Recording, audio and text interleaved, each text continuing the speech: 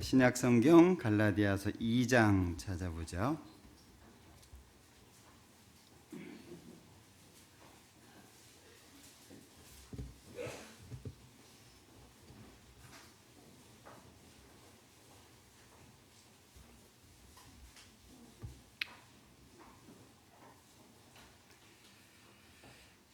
갈라디아서 2장 16절입니다.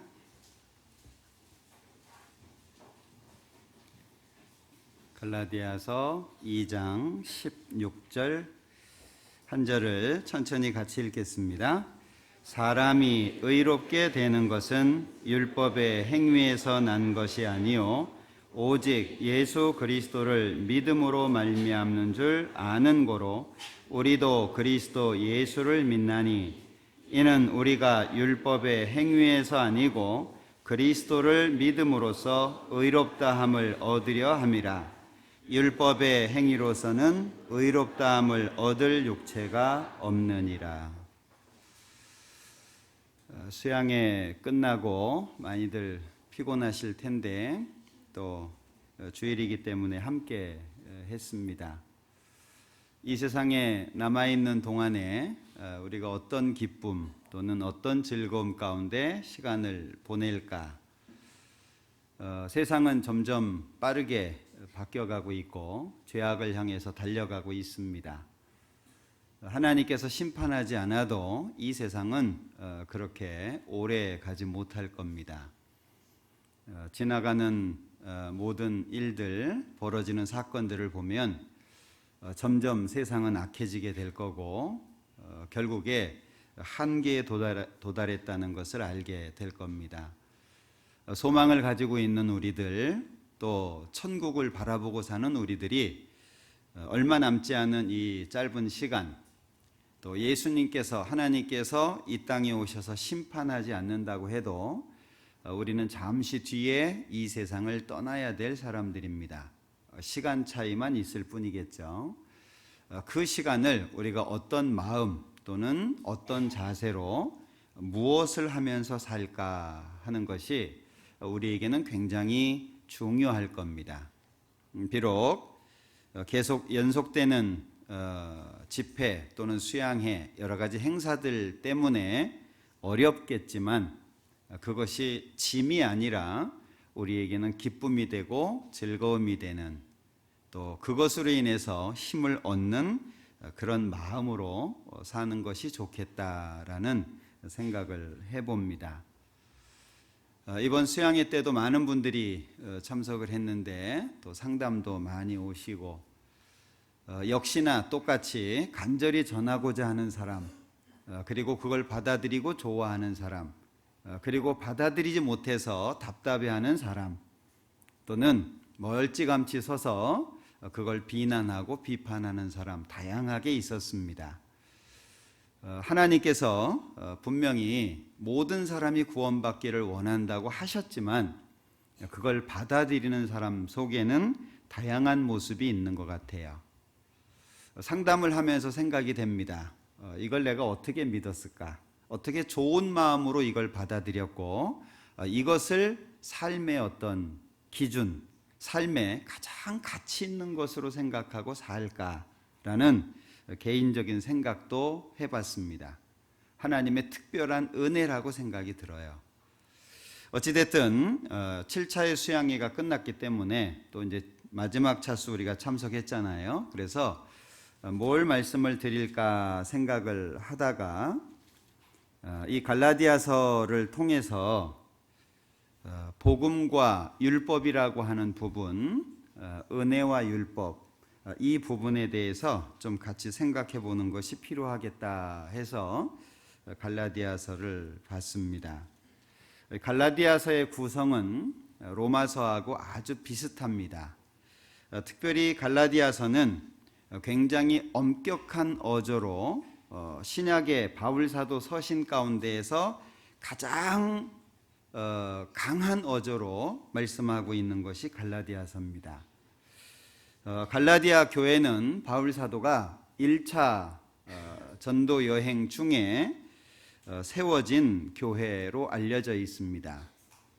그런데 시간이 흘러가면서 율법이라고 하는 잘못된 가르침이 들어오게 됐고 교회 안에 많은 분란이 생기게 됐습니다. 그래서 일반적으로는 3차 전도 여행 중에 AD 60년 안쪽입니다.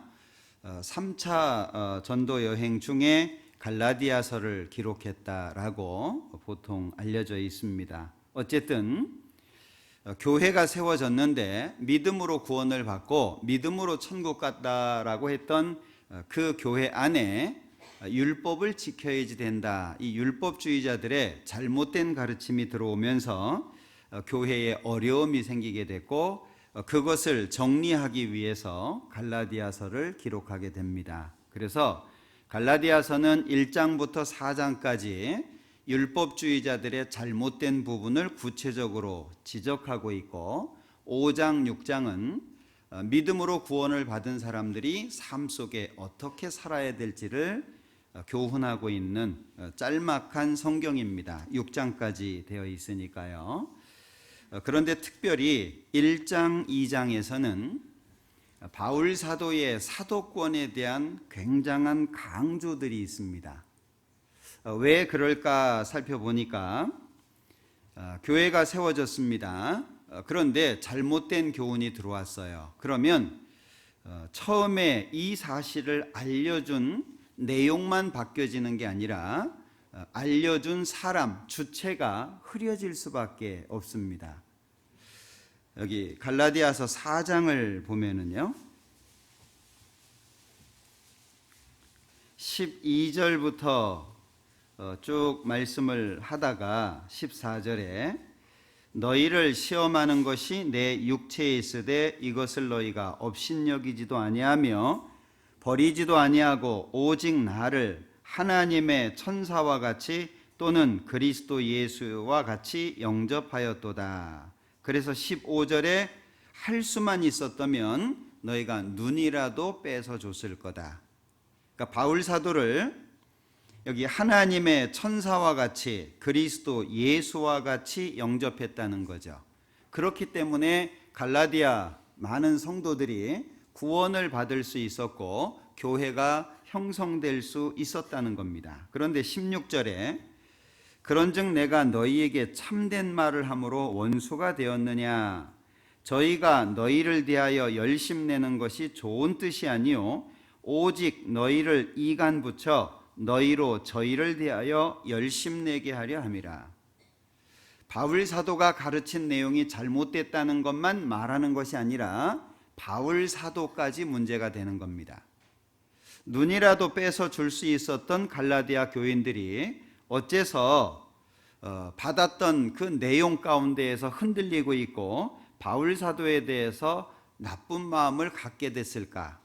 여기 17절에 저희가 너희를 대하여 열심내는 것이 좋은 뜻이 아니다.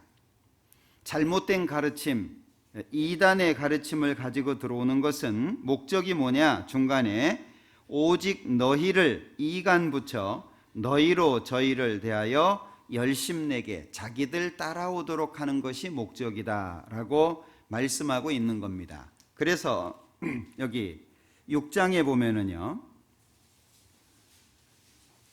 6장 6절에 가르침을 받는 자는 말씀을 가르치는 자와 모든 좋은 것을 함께하라. 이 말씀을 하는 이유를 아시겠죠? 우리가 신앙생활을 할 때에도 말씀을 전하는 사람과 받는 사람이 있는데 둘의 관계는 신뢰입니다. 그 신뢰가 깨지면 마음에 문제가 생기게 되고 그러면 잘못된 쪽으로 마음이 흐를 수 있다는 거예요. 하나님의 말씀을 전하는 데 있어서 전하는 사람에 대한 신뢰가 깨지면 하나님의 말씀 자체가 문제가 된다는 거죠. 이거는 누구를 섬기고 안 섬기고 하는 그런 문제가 아니라 내가 하나님을 섬겨가는 데 있어서 아주 중요한 기준이라는 거예요. 그래서 1장을 한번 보죠.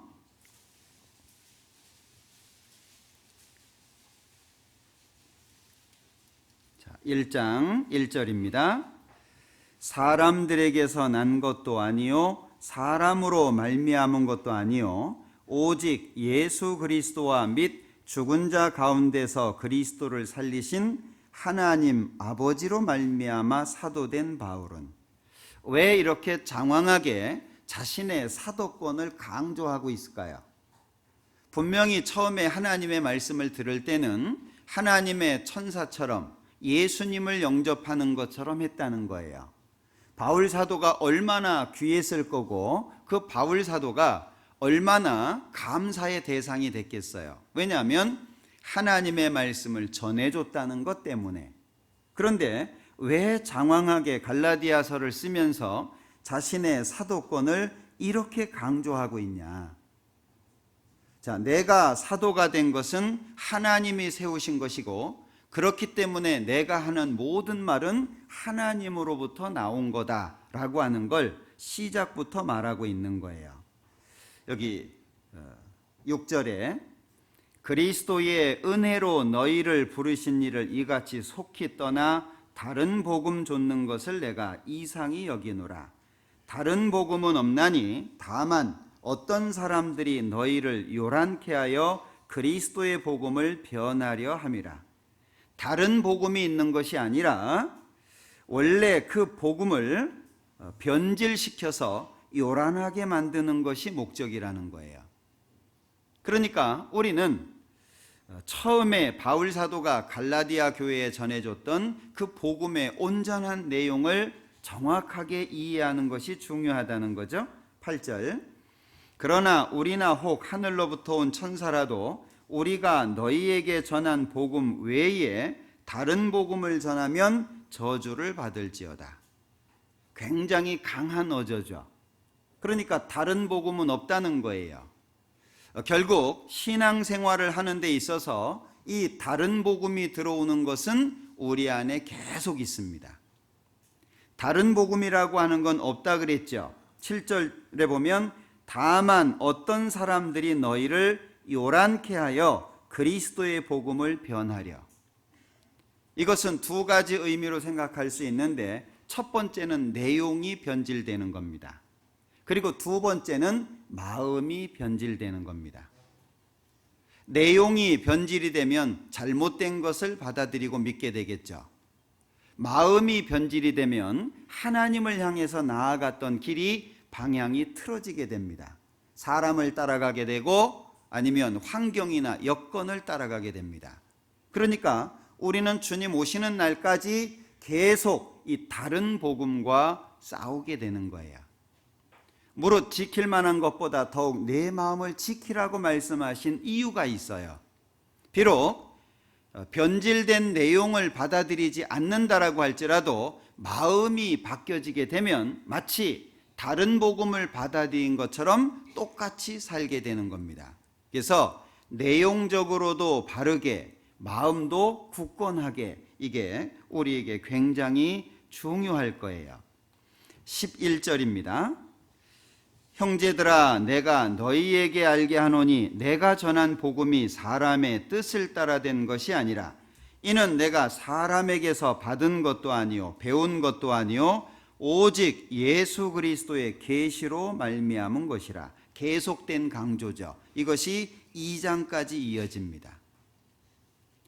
나는 하나님께서 세웠고 내가 전하는 것은 사람에게 받은 것도 아니고 사람에게 배운 것도 아니다.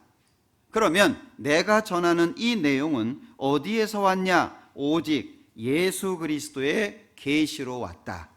이걸 1장, 2장에 거쳐서 계속 변증하고 있는 겁니다. 이게 우리에게 굉장히 중요한 거예요. 그래서 오늘 이 갈라디아서를 통해서 행위, 율법과 복음, 믿음 또는 은혜 이 부분에 대해서 좀 같이 생각해 보고 싶은데요. 16절 다시 보겠습니다. 2장 16절입니다.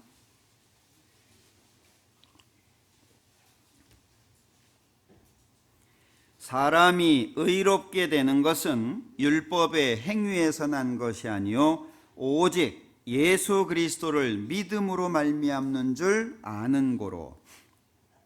갈라디아서 6장의 내용을 다 기억하지 못해도 이 2장 16절을 기억하면 정확한 복음의 내용에서 흔들리지 않을 거예요. 우리가 갖고 있는 것이 구약 성경과 신약 성경입니다. 성경은 두 부분으로 나눌 수 있죠. 그런데 구약 성경을 한마디로 이야기한다면 연속된 심판입니다. 구약 성경을 읽어보면 계속된 심판의 내용이 나오죠. 결국에 의로우신 하나님 앞에 인간 스스로는 의로워질 수 없다. 그게 구약입니다. 사람이 아무리 열심히 해도 하나님의 의, 하나님의 거룩함에 도달할 수 없다. 그것이 구약이에요. 그렇기 때문에 하나님께서는 예수 그리스도를 보내주시겠다고 구약에 말씀하십니다. 구약, 약속이죠. 그리고 신약은 구약에 약속하신 것이 이루어졌다는 걸 선언하는 게 신약입니다. 결국에 구약은 인간의 의로서는 하나님의 의로움에 도달할 수 없다. 신약을 한마디로 이야기하면 우리 스스로 인간이 할 수 없기 때문에 예수님의 의를 힘입어서 하나님의 의로움에 참여한다. 이게 구약과 신약을 한마디로 정리하면 그렇습니다. 사람이 의롭게 되는 것은 율법의 행위에서 난 것이 아니다. 많은 사람들이 하나님의 의로움에 나아갈 때 이 부분이 잘 안 되는 것 같아요. 상담할 때에도 보면 많은 분들이 걸리는 부분이 이 부분입니다. 천국 가시겠습니까? 착하게 살아야죠. 죄 짓지 말아야죠. 그러면 다시 묻습니다. 착하게 살 수 있습니까? 답이 없어요. 왜냐하면 자기 스스로도 착하게 살 수 없다는 걸 알거든요. 지금 죽으면 천국 갈 수 있습니까? 그러니까 교회 열심히 다녀야죠. 그래서 성경에도 없는 주일 성수라는 말이 나오게 된 거예요. 주일 성수라고 하는 말은 주일 성 거룩하게 수 지킨다 그 말이에요. 성경 어디에도 주일을 거룩하게 지키라는 말씀은 없습니다. 안식일을 지키라는 말씀이 있죠. 안식일을 거룩해서 지키라는 말씀은 있습니다. 그 안식일은 금요일 저녁부터 토요일 저녁까지입니다. 주일은 예수님께서 다시 부활하신 날, 죄를 다 용서하고 죽고 다시 부활하신 날이 주일입니다. 안식 후 첫날. 주일날 사람들이 모여서 성경도 배우고 교제도 합니다.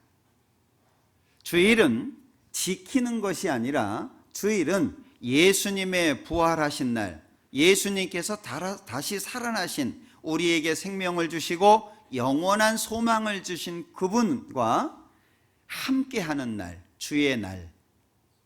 주일은 지키는 것이 아니라 주님과 함께하는 날.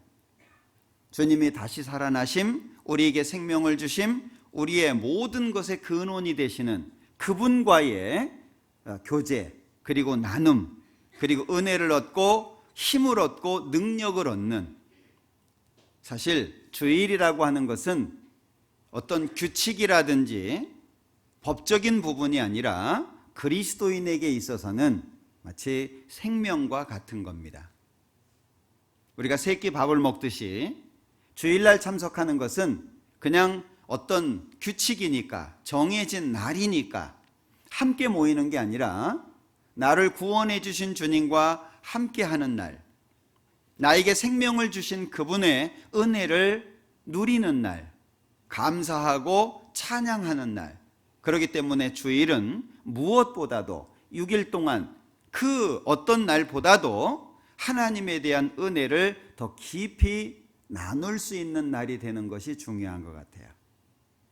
그냥 말씀 듣고 하루 잠깐 교제하다가 오후 되면 밥 먹고 집에 가는 것이 아니라 일주일 동안 너무 바빠가지고 주님 생각을 못하고 뭔가 성경도 제대로 읽어보지 못하고 그랬던 모든 것들을, 나를 억압했던 것들을 다 내려놓고 홀가분하게 편안한 마음으로 주님과 함께 많은 시간을 교제하고 나눌 수 있는 그런 날, 그렇기 때문에 우리에게는 너무나도 행복하고 기쁜 날이 되겠죠. 자, 여기 사람이 의롭게 되는 것은 율법의 행위에서 난 것이 아니다. 이 부분이 우리에게 좀 명확하게 세워지면 좋겠어요. 21절을 보겠습니다. 내가 하나님의 은혜를 패하지 아니하노니 만일 의롭게 되는 것이 율법으로 말미암으면 그리스도께서 헛되이 죽으셨느니라. 만약에 율법을 통해서 사람이 의로워진다면 예수님은 쓸데없이 죽은 것이다, 그 얘기죠. 5장도 보겠습니다.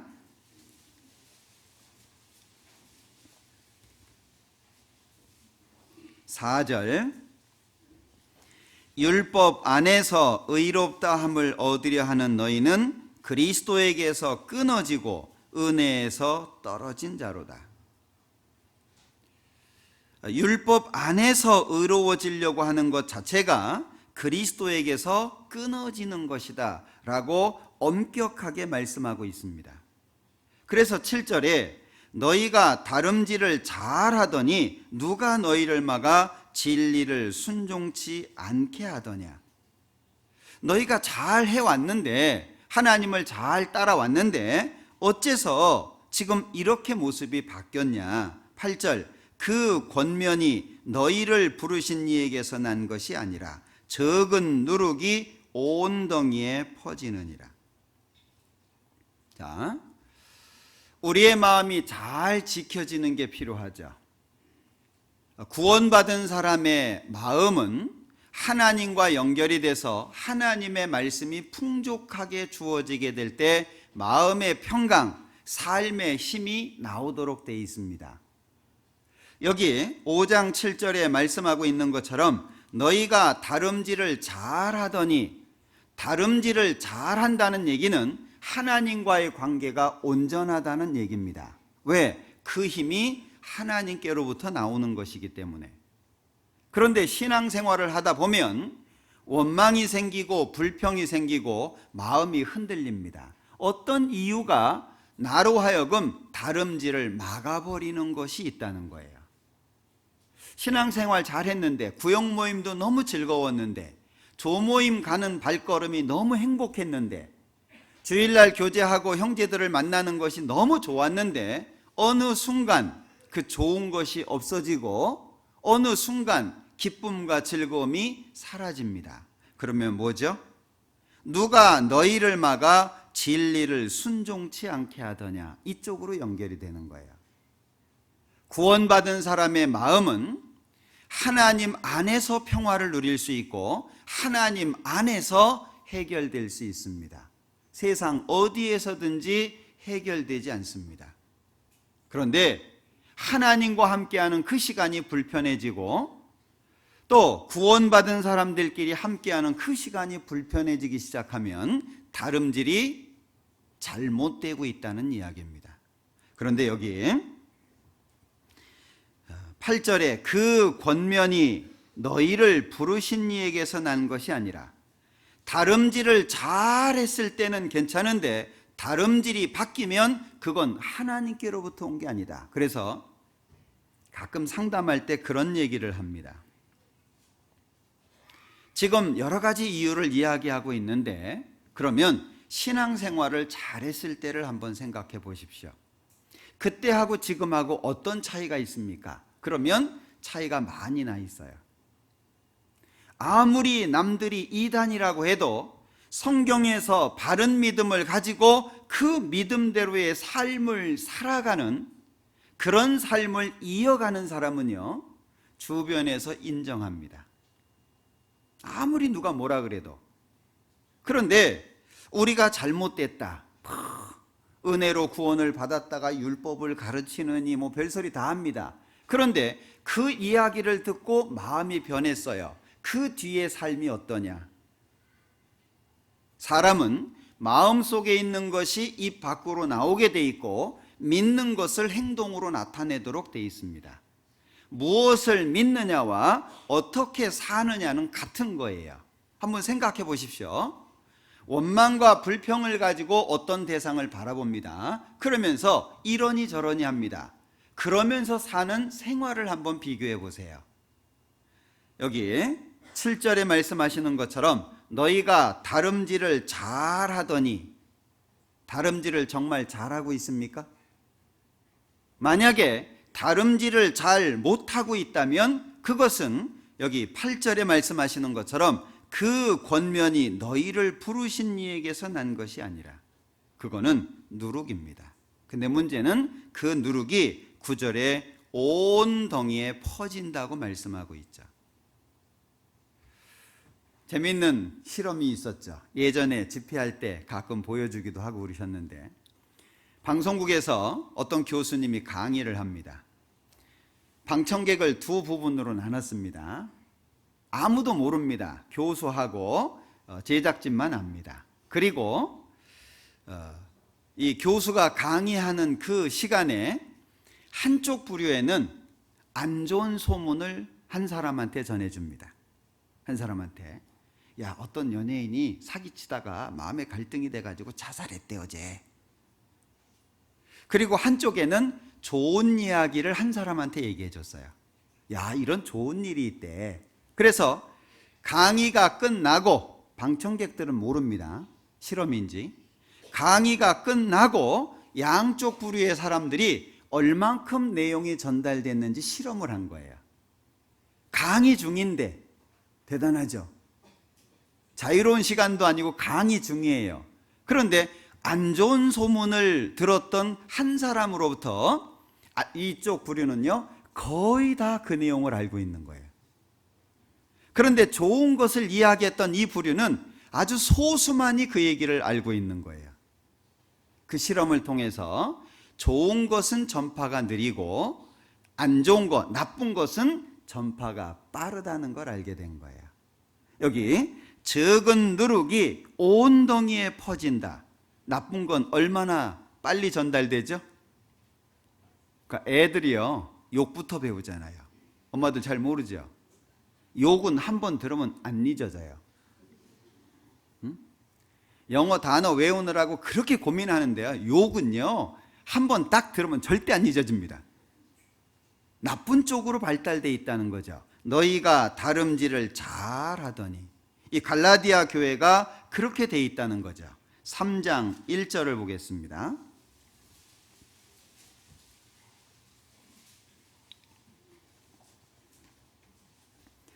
어리석도다 갈라디아 사람들아, 예수 그리스도께서 십자가에 못 박히신 것이 너희 눈앞에 밝히 보이거늘 누가 너희를 꾀더냐? 내가 너희에게 다만 이것을 알려 하노니 너희가 성령을 받은 것은 율법의 행위로냐 듣고 믿음으로냐.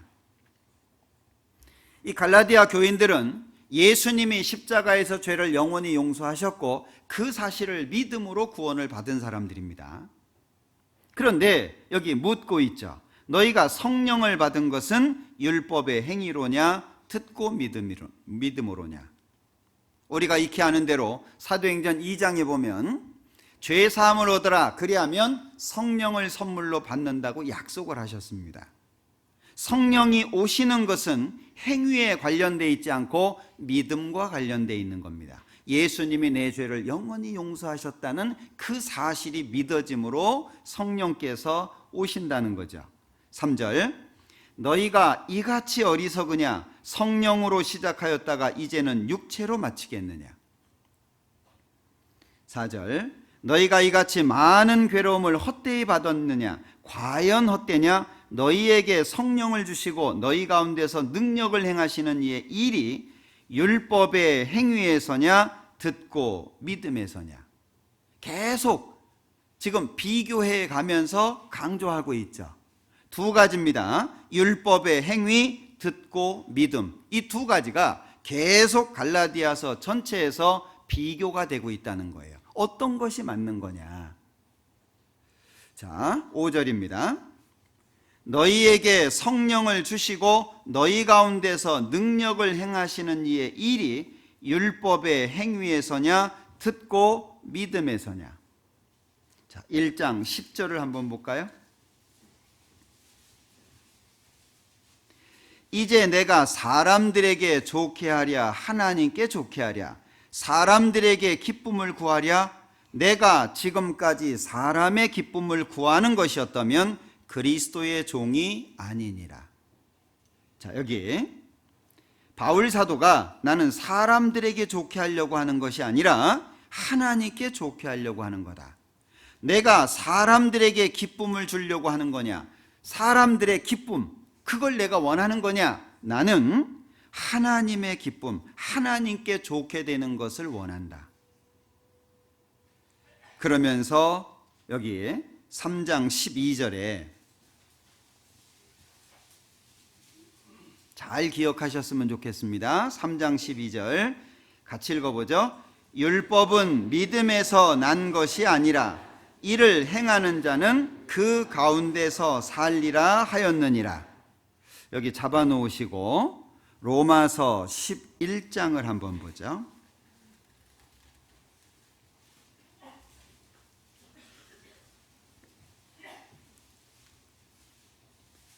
로마서 11장 6절입니다. 같이 읽어보죠. 만일 은혜로 된 것이면 행위로 말미암지 않음이니 그렇지 않으면 은혜가 은혜되지 못하느니라. 자, 결론적으로 은혜와 행위는 함께 할 수 없답니다. 그죠? 은혜와 행위는 서로 분리되어 있어야 되지 함께 할 수 없다, 그걸 강조한 거예요. 갈라디아서 3장 12절에서도 율법과 믿음은 하나가 아니라는 거예요. 율법은 믿음에서 난 것이 아니라 이를 행하는 자는 그 가운데서 살리라 하였느니라. 율법의 요구죠. 율법이 무엇을 말씀합니까? 행하라, 그러면 산다. 반대로 행하지 못하면 심판인 겁니다. 그러니까 율법을 통해서 사람은 절대로 의로워질 수 없다. 이게 성경의 말씀인 거예요. 자, 3장, 갈라디아서 3장 18절입니다. 만일 그 유업이 율법에서 난 것이면 약속에서 난 것이 아니리라. 그러나 하나님이 약속으로 말미암아 아브라함에게 은혜로 주신 것이라.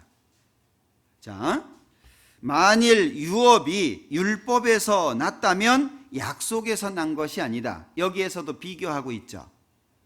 율법이라고 하는 것과 약속, 은혜, 믿음, 이것을 비교하고 있는 겁니다. 왜? 이 율법주의자들의 말, 그 율법주의자들이 봤을 때 예수님이 얼마나 나쁜 사람으로 보였겠어요. 예수님이 마치 율법 폐기론자처럼 보였을 거예요. 안식일에 예수님이 일하시는 장면이 복음서에 많이 나오죠. 왜 유대인들이 예수님을 시기하고 질투하고 미워합니까? 여러 가지 이유가 있지만 예수님이 안식일에 일하시는 거예요. 야, 6일 동안 있는데 왜 굳이 안식일에 일을 하냐? 인자는 안식일의 주인이다. 자, 봐라. 너희들 자식이나 너희들 짐승이 안식일에 구덩이에 빠졌으면 놔두냐? 안식일이라고 할지라도 자식을 구덩이에서 끄집어낼 거고 너희 짐승 끄집어낼 거 아니냐? 그러면 안식일보다 중요한 게 뭐냐? 생명 아니냐, 생명. 그러면 짐승조차도 안식일이라도 구덩이에서 건진다면 죄로 말미암아 지옥 가는 이 사람을 안식일에 고치는 것이 잘못된 거냐? 유대인들은요, 율법이라고 하는 그 틀에 꽉 매여가지고요, 예수님을 바르게 볼 수가 없었습니다. 지금 우리도 마찬가지예요. 우리가 성경 안에서 자유로우신 은혜 가운데에서 하나님의 다양한 은혜가 고르게 조화를 이루어야 되지, 어느 한 부분에 딱 잡혀 있으면요, 그거는 잘못된 지식이 될 수 있어요. 예를 들면 이렇다는 겁니다. 성경의 가르침이 10개인데 두세 개만 강조해서 가르친다. 그게 잘못하면 이단이 될 수 있는 거예요. 꼭 다른 교리를 말하지 않는다라고 할지라도 성경에서 가르치는 전체적인 내용이 조화롭게 가르쳐져야 된다라고 하는 거죠. 우리가 그렇게 알고 있어야 돼요. 어느 한 부분만 지나치게 강조되면 이상해지는 겁니다. 생각해 보세요. 여러분들, 제 손이 이 반대쪽 왼손보다 한 3배 오른손이 크다. 그러면 어떻게 생각이 돼요? 이 손으로 못 부시는 게 없어요. 막 기둥도 그냥 막 다 부시고 막 건드리면 다 부서져요. 어때요? 불구입니다. 불구. 그러잖아요? 신앙이라고 하는 게 그렇다는 거예요. 신앙이 다양하게 고르게 조화가 돼 있어야 하나님 앞에 바르게 순종할 수 있는 모습이 되는데, 어느 한 부분이 지나치게 강조되어 있으면 오히려 그것이 자기를 망칠 수 있다는 거예요. 여기 강조하고 있습니다. 율법에서 난 것이면 약속에서 난 것이 아니리라. 정확하게 비교하고 있죠. 17절, 내가 이것을 말하노니 하나님의 미리 정하신 언약을 430년 후에 생긴 율법이 없이 하지 못하여 그 약속을 헛되게 하지 못하리라. 율법이 생기기 전에 하나님은 아브라함에게 약속하신 겁니다. 아브라함에게 복을 말씀하셨어요. 창세기 12장 말씀, 우리 전도 집회할 때마다 계속 나오잖아요. 큰 민족을 줄 것이고 땅을 줄 것이고 그리고 복을 줄 것이다. 여기 잡아놓으시고 창세기 12장을 한번 보죠.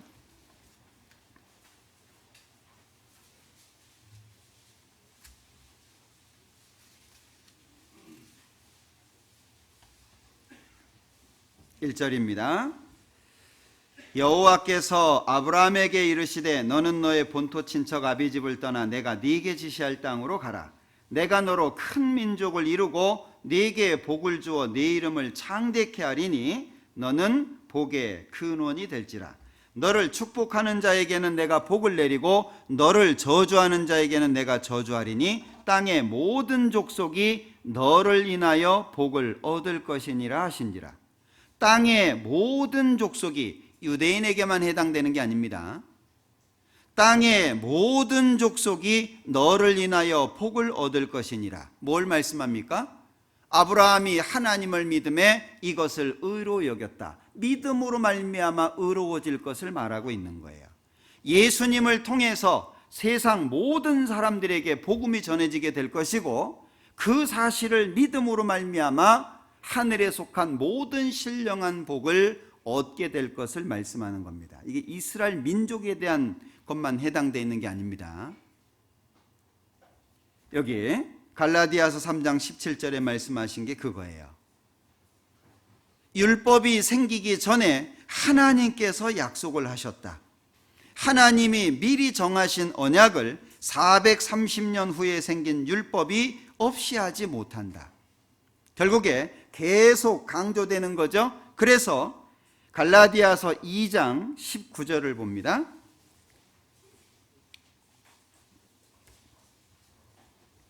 갈라디아서 2장 19절, 내가 율법으로 말미암아 율법을 향하여 죽었나니 이는 하나님을 향하여 살려 함이니라. 내용이 좀 고민스럽게 돼 있죠. 내가 율법으로 말미암아 율법을 향하여 죽었다. 이는 하나님을 향하여 살려 함이니라. 그러면 율법을 향해서 죽지 않으면 하나님을 향하여 살 수 없다는 말씀이죠. 이걸 로마서에서는 부부 관계로 설명을 한 겁니다. 자, 남편이 있고 아내가 있는데 아내는 남편이 죽기 전까지는 남편에게서 벗어날 수 없습니다. 만약에 남편이 있는데 다른 남자에게 가면 음부라 일컫는다 그랬어요. 그러면 이 아내가 자유로워질 수 있는 방법은 두 가지입니다. 첫 번째, 남편이 빨리 죽든지. 요즘에 좋은 남편은 젊은 나이에 돈을 많이 벌어놓고 일찍 죽는 남편이 가장 좋은 남편이래요. 그래서 돈을 많이 벌었어도 오래오래 살면 좋은 남편의 조건에서 떨어진답니다. 참 가슴 아픈 얘기죠. 그래서 병원에 오신 80대 할아버지가 아내한테 맞아서 왔다는데 그 이유 아시죠? 아침에 눈 떴다고 맞았대요. 밤사이에 가야 되는데 아침에 눈 떴다고 살아있다고 맞았다는 거죠. 그런데 이 율법이라고 하는 남편은 안 죽어요. 너무 완전무결합니다. 여러분들 어떤 사람하고 살면 행복하겠습니까? 완전한 사람, 완벽한 사람, 흠이 하나도 없는 사람, 그러면 말라 죽어요. 남편이 들어오면서 신발 봅니다. 정리가 안 됐어요. 난리 납니다. 들어오면서 화장실을 열어봅니다. 수건이 각이 안 맞춰 있어요. 난리 납니다. 예? 신발이 가지런하게 돼 있지 않습니다. 방마다 정리가 안 돼 있습니다. 들어오면서부터 식탁 먼지 닦아보고 찬장 열어서 그릇 진열된 거 보고 그럼 살겠습니까? 예, 말라 죽어요. 이 율법이 그런 거예요. 완전 무결한 겁니다. 그러니까 율법 앞에 사람은 의로워질 수가 없는 거예요. 율법 앞에 서면 어떻습니까? 한없이 우리가 부족하죠. 아무리 당당한 사람도 율법 앞에 딱 서면 죄인으로 드러날 수밖에 없어요. 그게 갈라디아서 3장 10절이거든요. 갈라디아서 3장 10절 같이 읽어보죠. 무릇 율법 행위에 속한 자들은 저주 아래 있나니 기록된 바 누구든지 율법 책에 기록된 대로 온갖 일을 항상 행하지 아니하는 자는 저주 아래 있는 자라 하였습니다. 이게 율법이라는 남편의 모습이에요. 이 율법이라는 남편은 온갖 일을 항상 해야 되는 거예요. 살겠습니까? 좀 먼지가 떨어져도 이해하고 좀 지저분해도 이해하고 그러면 좀 편하겠죠. 제가 예전에 지역에 있을 때 구역 모임을 했는데 그 자매님이 너무 깨끗하신 분이에요. 집에서 모임을 못해요. 집이 더러워질까 봐. 어쩌다가 모임을 하잖아요. 그러면 모임 중에 계속 움직입니다. 왜 움직이는지 아시죠? 사방을 돌아다니면서 먼지 닦고 떨어진 머리카락 줍고 지금 교제 중인데, 그러니 그 사람들 다 나간 다음엔 어쩌겠습니까? 아마 집안을 막 뒤집어 엎을지도 몰라요. 그러니까 그 집에 가면 불편해. 앉아있으면서도 뭐 생각해요? 내 주변에 떨어진 거 없나 이거 쳐다보는 거예요. 왜? 계속 주워대니까. 이 율법이 그런 겁니다. 그러니 율법 앞에 서 있는 모든 사람은 방법이 없어요. 그러니 이 아내가 자유로워질 수 있는 방법은 두 가지인데, 남편인 율법이 죽든지 아니면 자기가 죽든지, 둘 중에 한 가지예요. 그걸 설명한 것이 여기 2장 19절입니다. 갈라디아서 2장 19절. 내가 율법으로 말미암아 율법을 향하여 죽었나니 이는 하나님을 향하여 살려 함이니라. 율법을 향해서 죽음으로 말미암아 그리스도라고 하는 새로운 남편에게 가게 되는 거예요. 여기 3장 10절이 율법의 요구죠. 온갖 일을 항상 행해야 된다. 21절. 자, 갈라디아서 3장 21절. 그러면 율법이 하나님의 약속들을 거스리느냐? 결코 그럴 수 없느니라. 만일 능히 살게 하는 율법을 주셨다면 의가 반드시 율법으로 말미암았으리라. 잘 기억하십시오. 능히 살게 하는 율법을 주셨다면 무슨 뜻입니까? 애초부터 하나님의 계획 속에는 율법으로 의로워지는 게 아니에요. 처음부터 하나님의 계획 속에 율법을 통해서 죄인이 의로워지는 건 없는 겁니다. 그러니까 만일 능히 살게 하는 율법을 주셨다면 의롭게 되는 것은 뭘 통해서 돼야 됩니까? 율법을 통해서 의로워져야 되는 거예요. 그런데 만일 능히 살게 하는 율법을 주셨다면 이 율법을 통해서는 살 수 없다는 거예요. 율법을 통해서는 하나님 앞에 의로워질 수 없다는 겁니다. 22절, 그러나 성경이 모든 것을 죄 아래 가두었으니 이는 예수 그리스도를 믿음으로 말미암는 약속을 믿는 자들에게 주려 함이니라. 예수님께서 이 땅에 오시고 세상 모든 사람의 죄를 예수님에게 짊어지워서 예수님이 십자가에 죽게 하고 그 사실을 믿음으로 말미암아 예수님 안에서 새 생명을 얻도록 하는 것, 그게 하나님이 세우신 계획이라는 거예요. 자, 율법이라고 하는 게 뭐냐? 우리 3장 19절 읽었었죠? 그런즉 율법은 무엇이냐? 범법함을 인하여 더한 것이라. 자, 율법이라고 하는 것은 17절에 하나님의 미리 정하신 언약과 430년 후에 생긴 율법, 이렇게 비교되어 있죠? 자, 19절에 그런즉 율법은 무엇이냐? 범법함을 인하여 더한 것이라. 천사들로 말미암아 중보의 손을 빌어 베푸신 것인데 약속하신 자손이 오시기까지 있을 것이라. 그럼 율법은 기한이 있다는 얘기죠? 활동하는 기간이 있다는 얘기입니다. 언제까지 활동할 수 있냐? 약속하신 자손이 오시기까지 있을 거다, 그 얘기예요. 우리 400계주 하잖아요. 400계주 할 때 중요한 게 뭐죠? 바톤 주고받는 겁니다. 자, 1번이 세계 신기록 보유자입니다.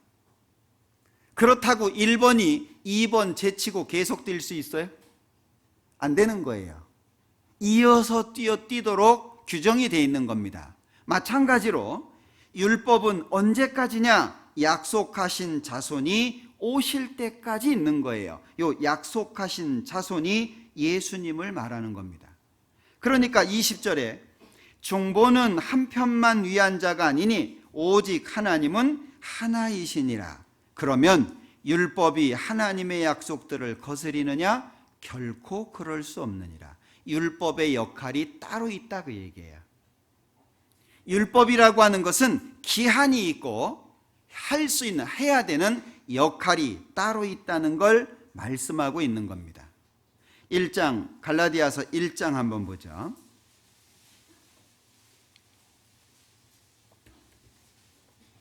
4절입니다. 그리스도께서 하나님 곧 우리 아버지의 뜻을 따라 이 악한 세대에서 우리를 건지시려고 우리 죄를 위하여 자기 몸을 들이셨으니, 여기 예수님이 하시는 일이 기록되어 있죠. 이 악한 세대에서 우리를 건지시려고. 하나님이 보셨을 때 이 세상은 악합니다. 패역한 세대입니다. 죄 많은 세대고 음란한 세대입니다. 하나님이 보셨을 때 이 세상이 얼마나 더러울까요? 자, 우리 눈으로요, 사물을 관찰할 때에도 다르게 보이는 것들이 많죠. 저는 성경을 읽을 때 돋보기를 따로 씁니다. 왜냐하면 이걸로 보면, 이건 여러 개를 보도록 만든 거기 때문에 성경을 읽는데 좀 불편해요. 그래서 성경을 읽을 때는 돋보기를 봅니다. 근데 단점이 있어요. 돋보기를 쓰면 성경은 잘 보입니다. 근데 고개를 들면 뿌예요. 안 보이는 거예요. 그래서 사물을 볼 때는 또 안경을 바꿔서 낍니다. 자, 보셔요. 여기 4절에 예수님께서 이 악한 세대에서 우리를 건지시기 위해서 죽었다는 건데, 우리가 생각하는 것보다 이 세대가 악하다는 거 아십니까? 하나님의 눈으로 이 세상을 보면 얼마나 악할까요? 우리는 그 하나님의 눈을 갖는 게 중요한 거예요. 하나님 편으로 가까이 가려고 하고, 예수님 편으로 가까이 가려고 하고, 의와 선 쪽으로 가까이 가려고 하는 거예요. 생각해 보십시오. 이 세상에 두 부류의 사람으로 나눠봅시다. 악한 사람, 선한 사람. 구원을 떠나서 악한 사람, 선한 사람. 그렇다면 거짓말이라고 하는 것 자체가 악한 사람 쪽으로 가면 죄도 아닐 거예요. 이해되시죠? 이 세상에서 가장 악한 사람이 거짓말을 뭐라고 생각할 겁니까? 사람이 세상을 살아가는 수단이라고 말할 수도 있을 것이고, 이 세상에서 살아남기 위한 방편이라고 할 수도 있을 거고, 그건 죄도 아니라고 얘기할 거예요. 그런데 이 세상에서 선한 사람 쪽으로 가면 뭐라 그럴까요? 거짓말이라고 하는 것은 절대 있어서는 안 되는 것이라고 말하지 않겠습니까? 이 세상에서도 선하다 하는 사람들은 거짓말을 큰 죄라고 말합니다. 그런데 하나님은 뭐라고 말씀할까요? 하나님은 거짓말이라고 하는 걸 뭐라고 말씀하실까요? 그건 당연히 지옥 가는 죄일 만큼 크다고 말씀할 거예요. 우리가 신앙생활을 하는 데 있어서 하나님의 마음과 하나님의 눈을 가질 때 바른 기준을 갖게 되고 우리의 삶이 절제가 되는 거예요. 지금 내가 살고 있는 삶의 모습을 하나님의 눈으로 한번 바라봐 보셔요. 어떨까요? 지금 내가 살고 있는 삶의 모습을 하나님의 눈으로 본다. 그럼 몇 점 나올까요? 사람을 비교하고 다른 사람과 비교하고 사람으로 사람을 비교하는 것은 지혜가 아니라고 말씀하고 있는 거예요. 그러니까 다른 사람을 향해서 원망이 나오고 불평이 나오고, 가끔 상담해 보면은요, 마음속에 어떤 문제를 이야기하는데 이 문제가 최근 게 아니에요. 오래전 거예요. 오래전 게 마음속에 있어가지고 그걸 아직껏 붙들고 있는 거예요. 하나님이 그것을 보면 얼마나 악할까요? 해가 지도록 분을 품지 마라고 말씀하셨는데 마음속에 덩어리가 돼 있어가지고 오랜 시간 자리를 차지하고 있었다면 하나님께서 얼마나 악하게 보실까요? 이게 예수님이 이 악한 세대에서 우리를 건지는 거예요. 우리가 생각하는 것보다 이 세상은 훨씬 더 악하다는 걸 기억하셔야 됩니다. 많은 사람들이 좋은 말, 아름다운 말로 이 세상을 아름답게 표현할지 모르지만 하나님이 보실 때에는 지금이라도 당장 불태워 없어야 되는 것으로 보일 거예요. 여기 잡으시고 베드로 후서를 한번 보자.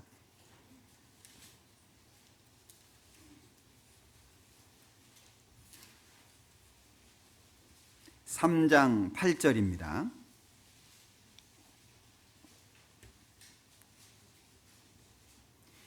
사랑하는 자들아, 주께는 하루가 1000년 같고 1000년이 하루 같은 이 한 가지를 잊지 말라.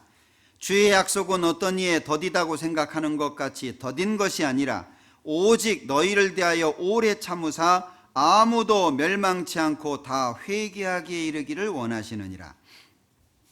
3장 10절 같이 읽어보죠.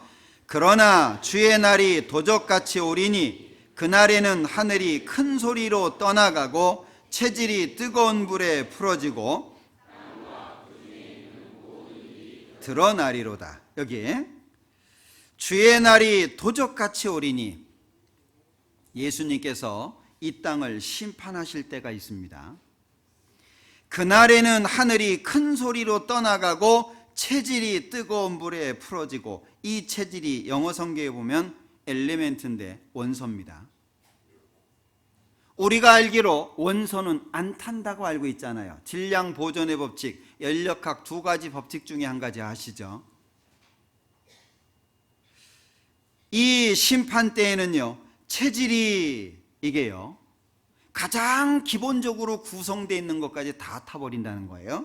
11절, 이 모든 것이 이렇게 풀어지리니 너희가 어떠한 사람이 되어야 마땅하뇨.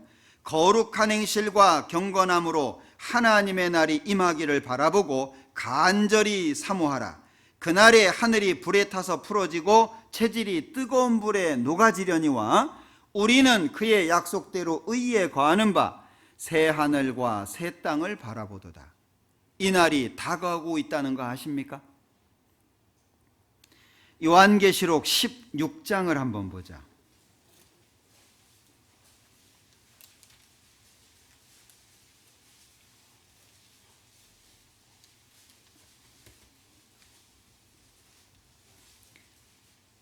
(8절) 넷째가 그 대접을 해에 쏟음에 해가 권세를 받아 불로 사람들을 태우니 사람들이 크게 태움에 태워진지라.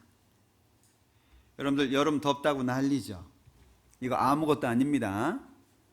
뭐 서울이 40도 가까이 올라갔다고 뭐 매스컴이 날마다 난립니다. 뭐 찜통 더위라는 말은 그냥 애교스럽게 받아들일 수 있습니다. 폭염이라는 말을 하도 들어가지고 익숙해졌습니다. 그러나 지금 더위가 아무것도 아닐 거라는 걸 기억하셔야 돼요. 여기 넷째가 그 대접을 해 쏟음에, 마지막 때 하나님이 내리는 심판이 세 가지로 성경에 나와 있죠. 첫 번째는 인입니다. 인. 두 번째는 나팔입니다. 세 번째가 대접이에요.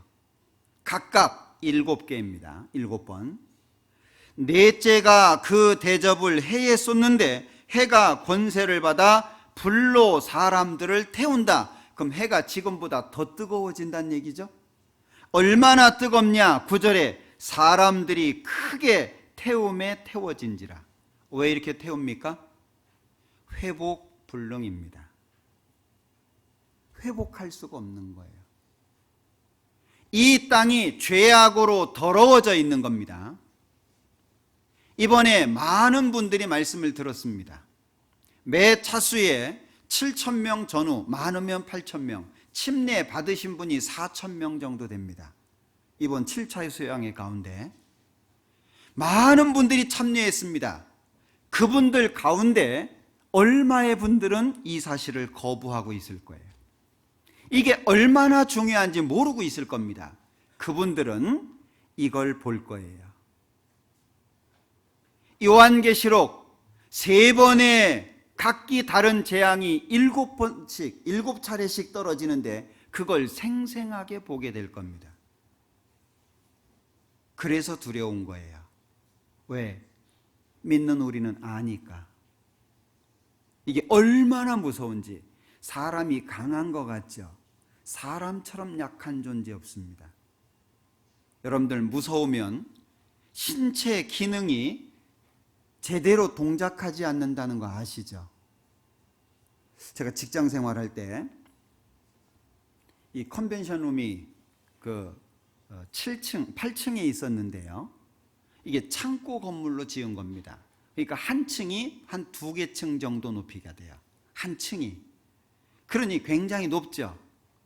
8층에서 회의를 마치고 직원들이 엘리베이터를 타고 내려오는데 이 엘리베이터가 오작동을 한 거예요. 8층에서 제어가 안 되는 상태에서 그냥 떨어진 겁니다. 다행히 엘리베이터가 이 보조 장치가 좀 있더라고요.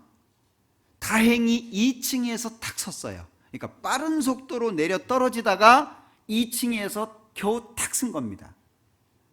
문이 쫙 열렸죠. 남자도 타고 여자도 탔어요. 근데 바닥에 물이 흥건합니다. 그건 뭐예요? 자기도 몰라요. 정신이 나가가지고 자기가 그렇게 했다는 걸 몰라요. 사람이 강한 존재가 아닙니다. 강한 척하는 거예요. 이 날이 다가오는 겁니다. 그런데 갈라디아서 1장 4절에 이 악한 세대에서 우리를 건지시려고, 이게 얼마나 감사합니까? 예수님이 십자가에 죽었다. 많은 사람들이 겨우라고 생각하는 거예요. 별거 아니라고 생각하는 거예요. 믿으면 간다며, 다 용서했다며. 생각해 보십시오. 이 악한 세대 더 이상 회복 불가능하기 때문에 하나님께서는 이 세상을 완전히 불태워버린다고 하셨습니다. 그래서 계시록 21장에 새 하늘과 새 땅이 나오는 거예요. 우리는 정해진 결말을 알고 사는 사람들입니다. 그래서 지혜로울 수 있는 거예요. 결과를 알아요. 그러니까 우리의 삶을 바꿀 수 있는 거예요. 갈라디아서 3장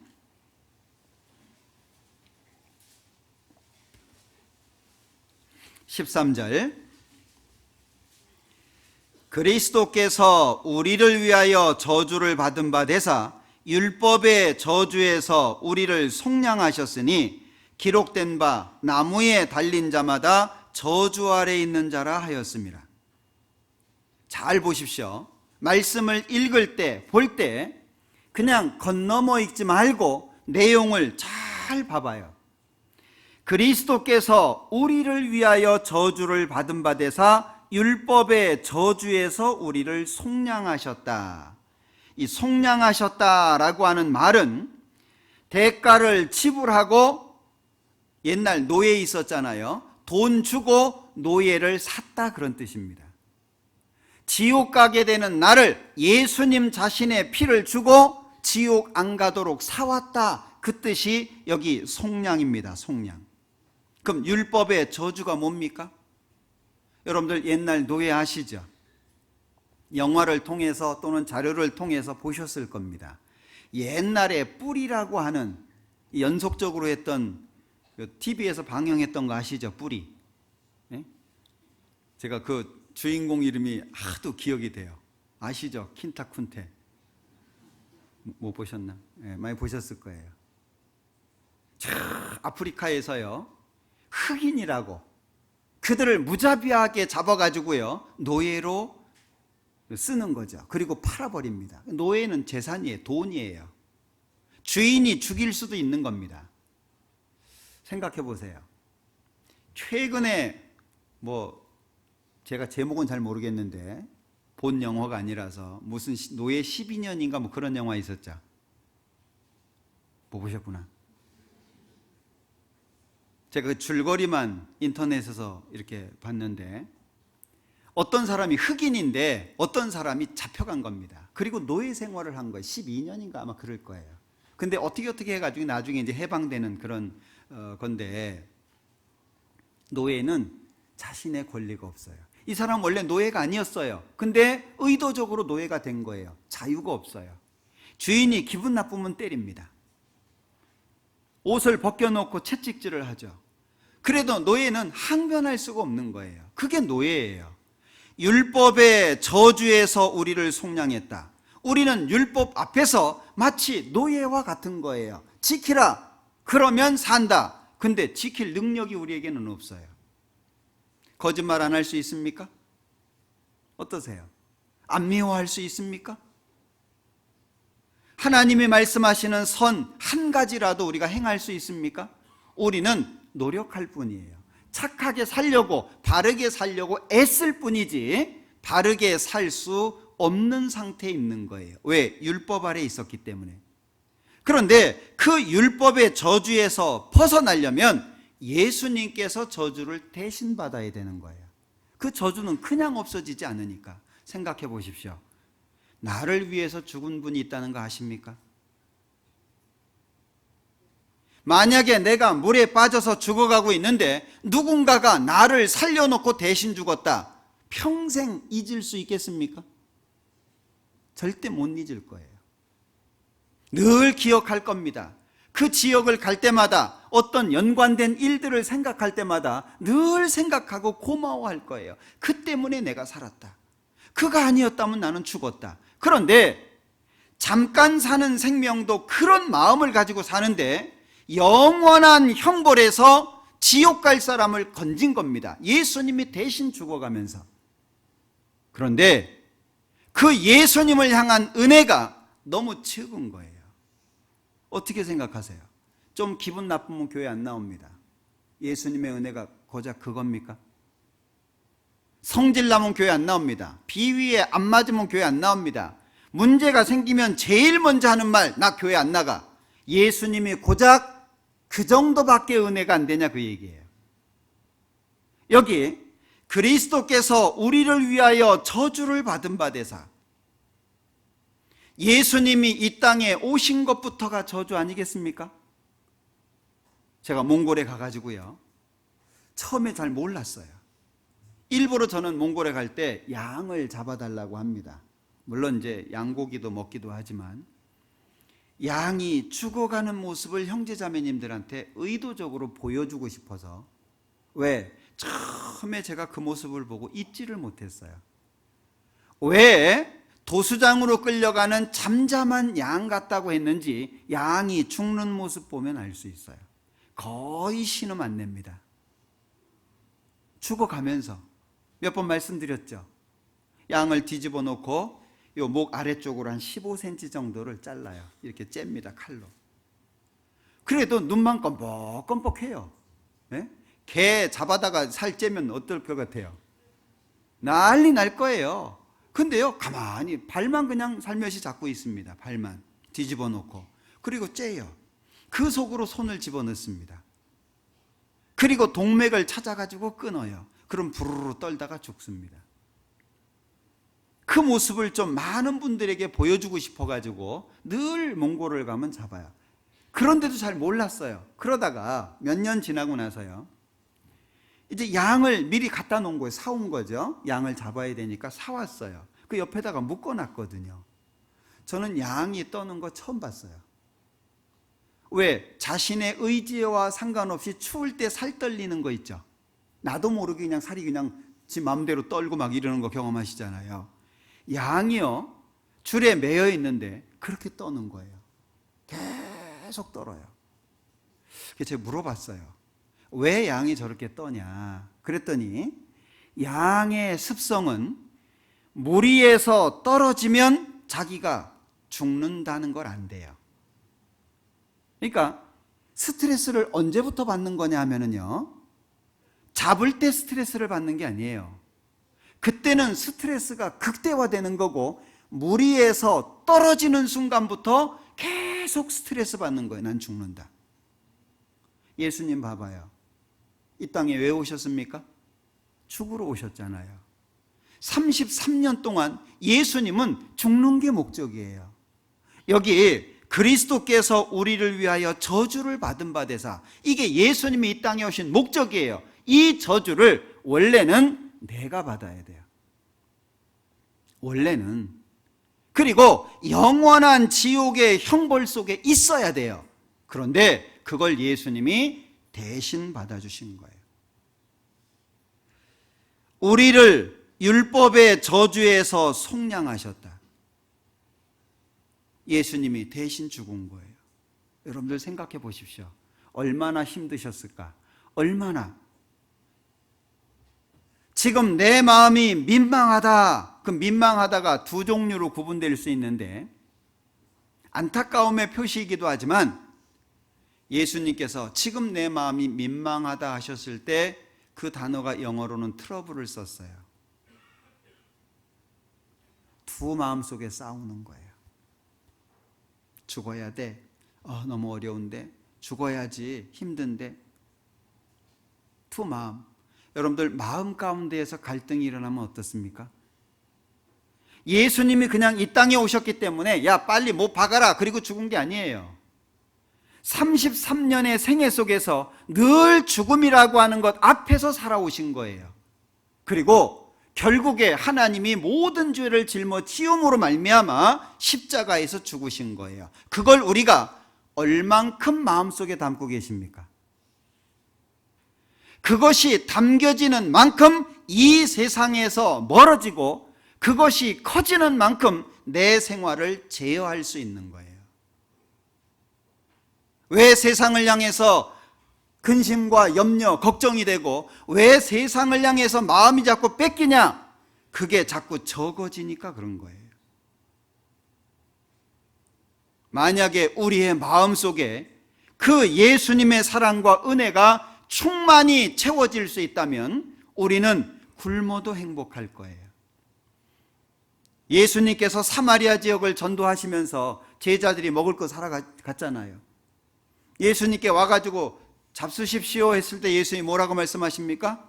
나는 너희가 알지 못하는 먹을 양식이 있다. 그게 뭡니까? 하나님의 일을 하는 거잖아요. 우리도 그렇게 될 수 있을 거라는 거예요. 내 마음속에 그리스도께서 우리를 위하여 저주를 받았다.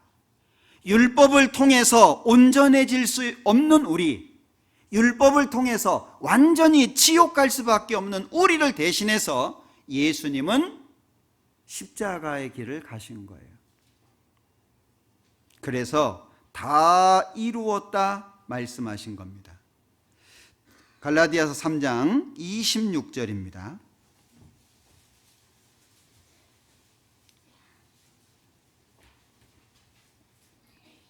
같이 읽어보죠.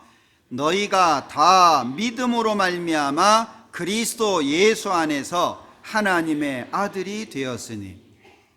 기억하십시오. 너희가 다 일부가 아닙니다. 99%가 아닙니다.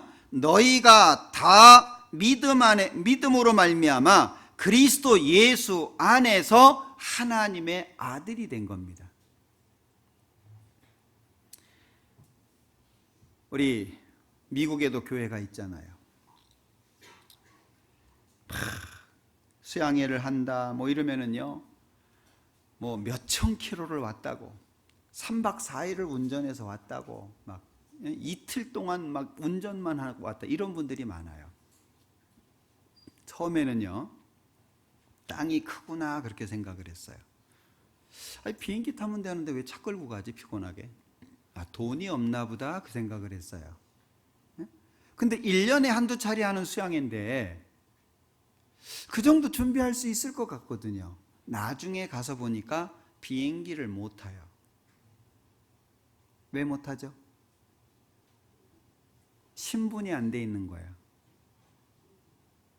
신분이 안 돼 있는 거예요. 비행기를 탈 수가 없어요. 번갈아 가면서 몇천 킬로를 운전하면서 오는 겁니다. 그분들이요, 좋은 회사를 만나고 좋은 사장님을 만나면 짧은 시간 안에 이제 영주권을 얻게 돼요. 그러면 그제서야 한국의 가족들 보러 옵니다. 왜? 그제야 비행기를 탈 수 있는 신분이 된 거예요. 그런 분들이 굉장히 많습니다. 우리나라에도 많죠. 우리나라에도 그런 분들이 굉장히 많아요. 중국에서 오셨다든지 뭐 다른 나라에서 오셨다든지, 근데 신분이 안정돼 있지 않은 거예요. 어딜 마음대로 못 다닙니다. 우리는 어쩌죠? 대한민국 어디 뭐 방방곡곡 뭐 마음대로 다니잖아요. 왜 그렇습니까? 우리는 한국 시민권을 갖고 있거든요.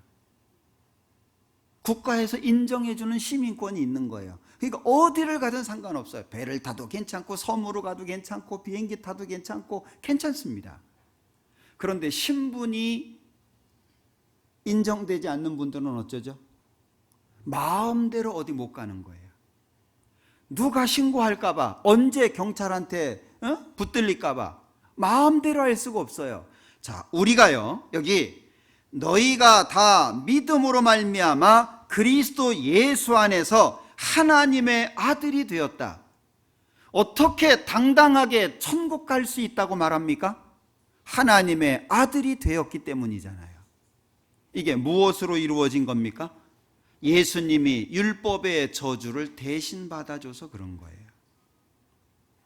그러니까 우리는 천국에 예수님이 오시면 당당하게 들어가게 되는 겁니다. 만약에 그 신분이 준비되어 있지 않다면 천국 가겠습니까? 못 가는 거예요. 그것이 예수님을 믿음으로 말미암아 됐다. 26절에 너희가 다 믿음으로 말미암아, 거기에 가로를 쳐보셔요. 믿음으로 말미암아. 하나님의 아들이 되는 방법이 뭐냐? 믿음으로 말미암아. 율법을 통해서가 아니고, 율법을 지켜서가 아니고 믿음으로 말미암아 하나님의 아들이 된다. 이걸 정확하게 기억하고 계셔야 됩니다. 2장 16절,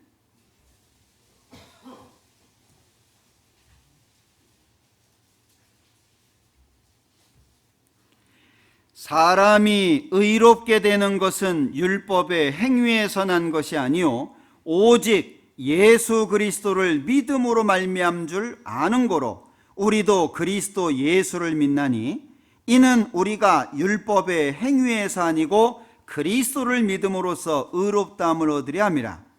율법의 행위로서는 의롭다함을 얻을 육체가 없느니라. 한 구절이죠.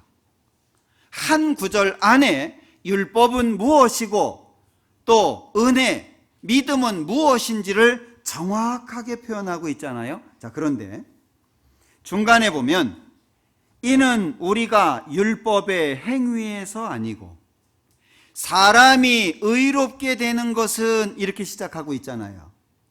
사람이 의로워지는 방법이 뭐냐? 중간에 이는 우리가 율법의 행위에서 아니고 율법을 통해서 의로워지는 것이 아니고 그리스도를 믿음으로써 의롭다함을 얻으려 함이라. 그러면 하나님의 의로움에 참여할 수 있는 방법이 뭐죠? 그리스도를 믿음으로. 그리스도를 믿는다는 것은 십자가와 연결되어 있습니다. 죄와 연결되어 있는 거예요. 죄 사함을 얻으라. 우리의 죄가 십자가에서 영원히 용서된 것과 연결되는 거예요. 믿음의 결국 곧 영혼의 구원을 받았다는 말씀도 있지만 영접하는 자 곧 그 이름을 믿는 자들에게는 하나님의 자녀가 되는 권세를 주셨다라고도 말씀합니다. 권세입니다. 권세. 요즘은 애 낳으면 보조금 많이 나온다면서요.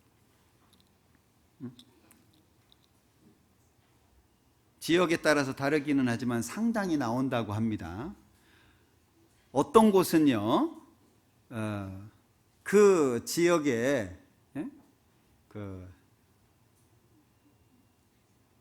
지역에 뭐 있죠. 시장이나 뭐 이런 분들이요. 애들이 별로 없는 그런 지역은요. 그 기관장 같은 분들이 미역이나 이런 거 선물로 막 들고 온다 그러잖아요. 직접. 요즘에 이제 애들 안 낳는 추세니까는요. 저는 셋째 낳았을 때 의료보험의 혜택이 없었어요. 제가 셋째 낳았을 때는요, 제가 낳은 건 아니죠. 하여튼 뭐 우리 자매가 낳았는데, 셋째 낳았을 때는 그 당시에는 의료보험이 둘째까지만 됐었어요. 줄을 잘 서야 되는 것 같아요. 나는 것도 잘 나와야지. 이 보조가요, 지금은 굉장히 잘 됩니다. 복지가 옛날하고 비교할 수 없을 정도로 좋아졌잖아요. 그런데 그것이 시민권이 없는 사람에게는 주어지지 않습니다. 누구한테 주어집니까? 자격이 있는 사람한테 주어지는 거예요. 그러니까 우리가 하나님의 자녀가 되는 권세를 주셨다. 권세입니다. 권세. 우리가 지금 그것을 다 누리지 못하지만 하나님은 권세로 주신 거예요. 그 작습니까? 자, 17절, 2장 17절. 만일 우리가 그리스도 안에서 의롭게 되려 하다가 죄인으로 나타나면 그리스도께서 죄를 짓게 하는 자냐? 결코 그럴 수 없느니라. 좀 내용이 애매하죠? 만일 우리가 그리스도 안에서 의롭게 되려 하다가 예수님 통해서 의로워진다고 하는데 만약에 율법 앞에 죄인으로 나타난다면 그런 말입니다. 예수를 믿어서 의로워진다고 해서 그렇게 하려고 하는데 만약에 율법 앞에 죄인으로 드러나면 예수님이 죄 짓게 하는 자냐? 이제 그런 얘기입니다. 만일 우리가 그리스도 안에서 의롭게 되려 하다가 죄인으로 나타나면 그리스도께서 죄를 짓게 하는 자냐? 결코 그럴 수 없느니라. 만일 내가 헐었던 것을 다시 세우면 이 헐었던 것이 뭐죠? 율법을 통해서는 하나님 앞에 의로워질 수 없다는 걸 말하는 겁니다. 만일 내가 헐었던 것을 다시 세우면 내가 나를 범법한 자로 만드는 것이라. 내가 율법으로 말미암아 율법을 향하여 죽었나니 이는 하나님을 향하여 살려 함이라. 자, 율법을 통해서 의로워질 수 없다라고 하는 걸 변증하는 겁니다. 결코 그리스도 안에서 의롭게 되려 하다가 죄인으로 나타나지 않는다. 그리스도는 죄를 짓게 하는 분이 아니다. 그걸 강조하는 거예요. 자, 5장을 한번 보자. 갈라디아서 5장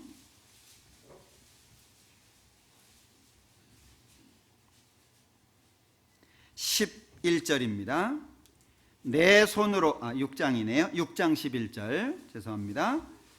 내 손으로 너희에게 이렇게 큰 글자로 쓴 것을 보라.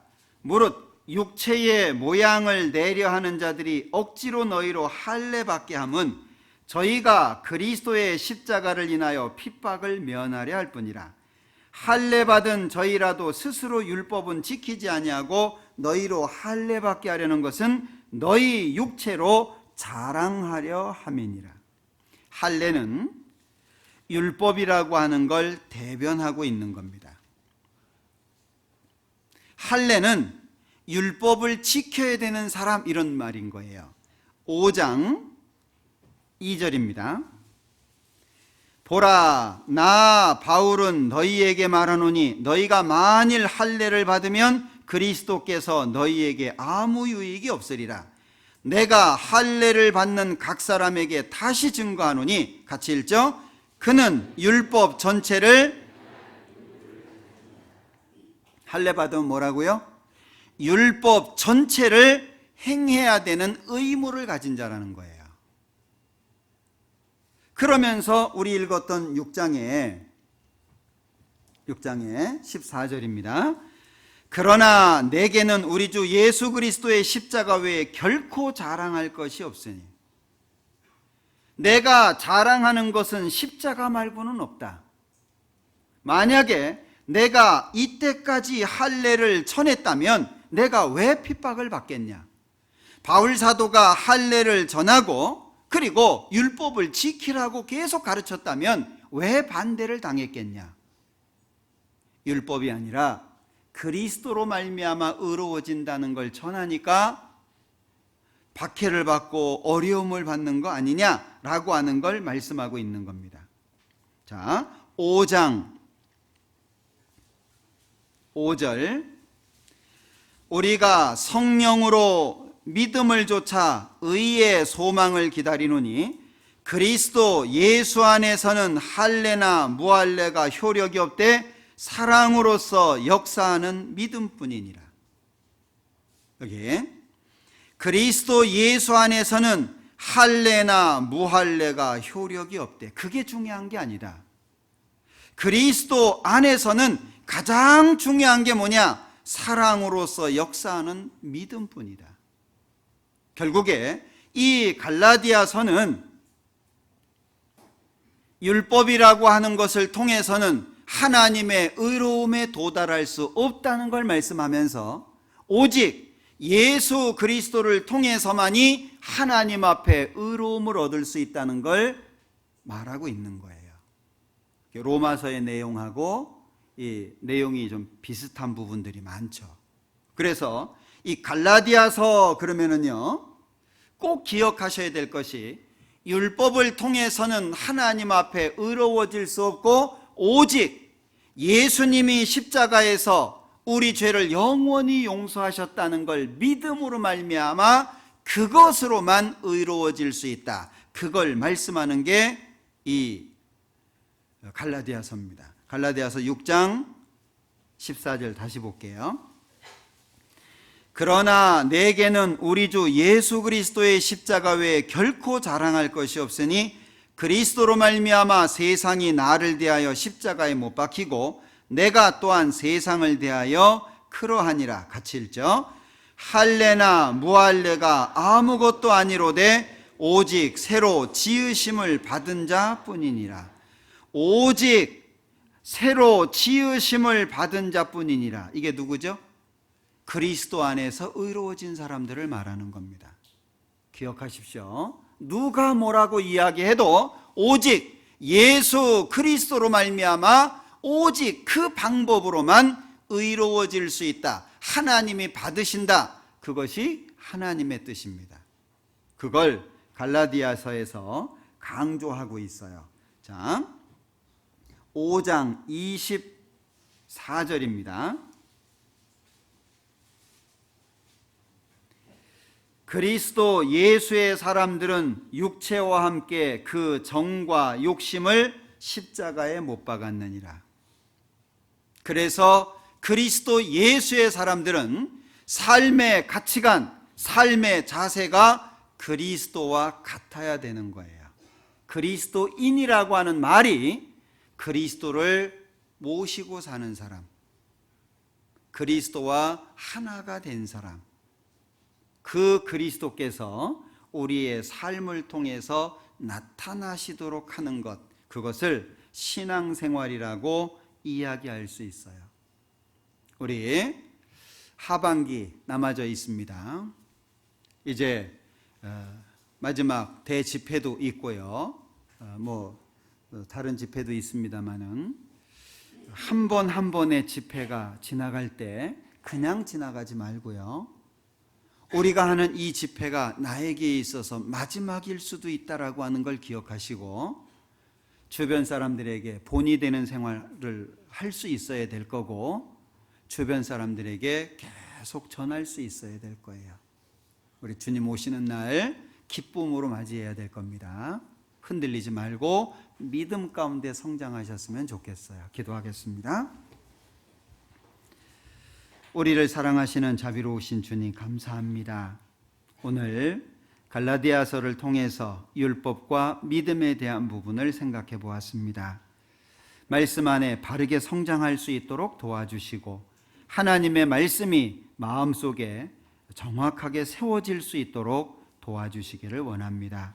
우리를 통해서 더 많은 사람들이 구원받을 수 있도록 도와주시고 우리를 통해서 하나님의 원하시는 모든 역사가 온전히 나타날 수 있도록 우리를 귀하게 사용해 주옵소서.